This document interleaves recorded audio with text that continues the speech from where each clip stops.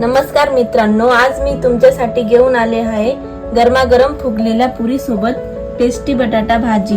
Hotel सारखी फुगलेली पुरी आणि झणझणीत भाजी घरच्या घरी कशी बनवायची ते आज मी तुम्हाला दाखवणार आहे। चला तर वेळ न घालवता आपण रेसिपीला सुरुवात करूया। सर्वात आधी आपण पीठ मळून घेऊया। पीठ मळण्यासाठी 2 वाट्या गव्हाचं पीठ घ्यायचं।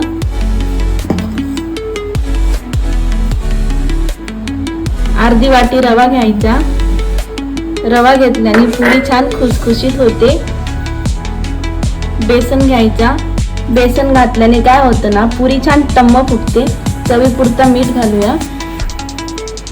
मी इथे तेल गरम करून घेतलं होतं, ते गरम तेल घालूया।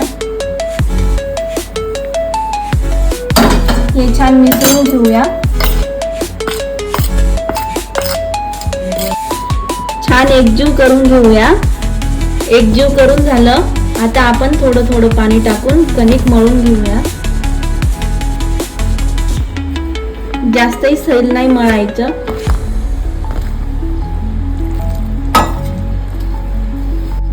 पीठ घट्टच ठेवायचं म्हणजे पुरी छान लाटल्या जाते। हे बघा, पीठ छान मळून झालं। आता आपण यावर 2 चम्मच तेल टाकूया आणि पीठ 15 मिनिटं रेस्टला ठेवून देऊया। तोपर्यंत आपण भाजीची तयारी करून घेऊया। भाजीसाठी लागणारे साहित्य बघूया। मी इथे 2 मोठे टोमॅटो चिरून घेतले, 2 मोठे कांदे चिरून घेतले, अद्रक लसूण आणि कोथिंबीरची पेस्ट बनवून घेतली, जिरा आणि मोहरी आणि कढीपत्त्याचे पाने घेतले। आता आपण फोडणी देऊन घेऊया। आता आपण तेल तापवून घेऊया। तेल तापलं, आता आपण यात जिरं घालूया। जिरं तडतडलं की मोहरी घालूया, कढीपत्त्याचे पानं, कांदा टाकून घेऊया।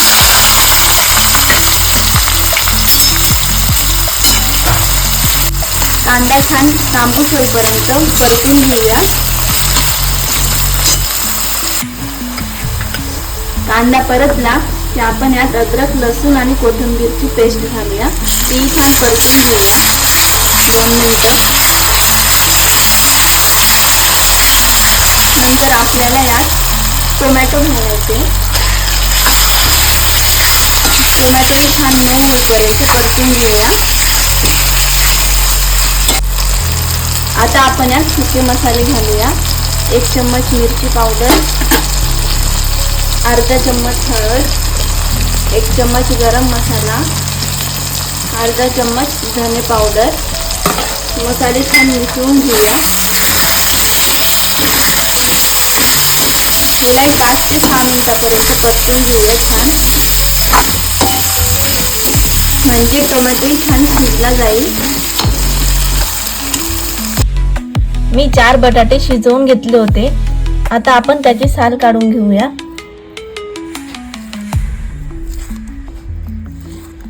हे बघा, साल काढून झाली। मसाले चांगले परतून झाले। आता आपण यात बटाटे घालूया। बटाटे तुकडे करून न घालता असे तोडून घालूया।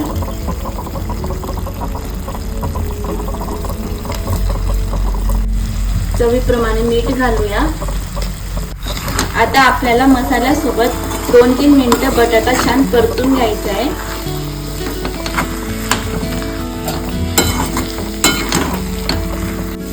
बटाटा परतला, आता आपल्याला यावर झाकण ठेवून 2 ते 3 मिनिट वाफ देऊन घेऊया। 2 ते 3 मिनिट झाले। आता यामध्ये आपल्याला घालायचे गरम पाणी। गरम पाणीच घालायचं। थंड पाणी घातल्याने भाजी बेचव होते। पाणी जास्तही नाही घालायचं, नाही तर भाजी पातळ होईल।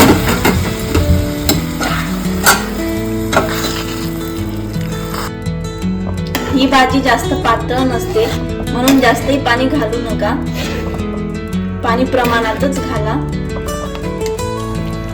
उकळी आली, आता आपल्याला यावर अर्धवट झाकण ठेवून गॅस कमी करून 5 ते 6 मिनिटं उकळून घ्यायचंय। 5 ते 6 मिनिटं झाले, भाजी तयार झाली। आता आपण पुरी बनवून घेऊया.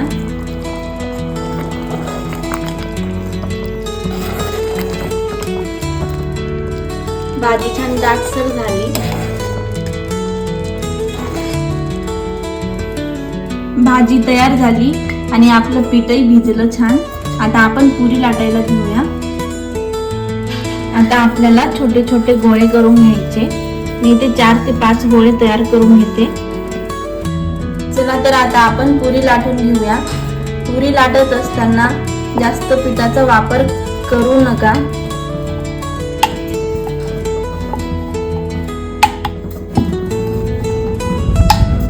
पुरी छान गोल लाटून घ्यायची.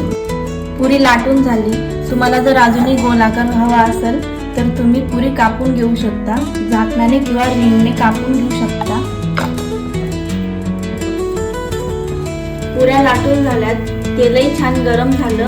आता आपल्याला यात एक एक पुरी तळून घ्यायची.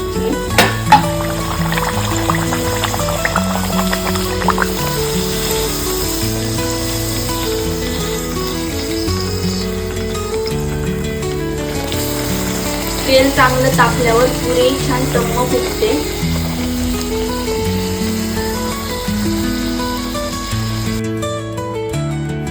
आपली चविष्ट पुरी भाजी तयार झाली.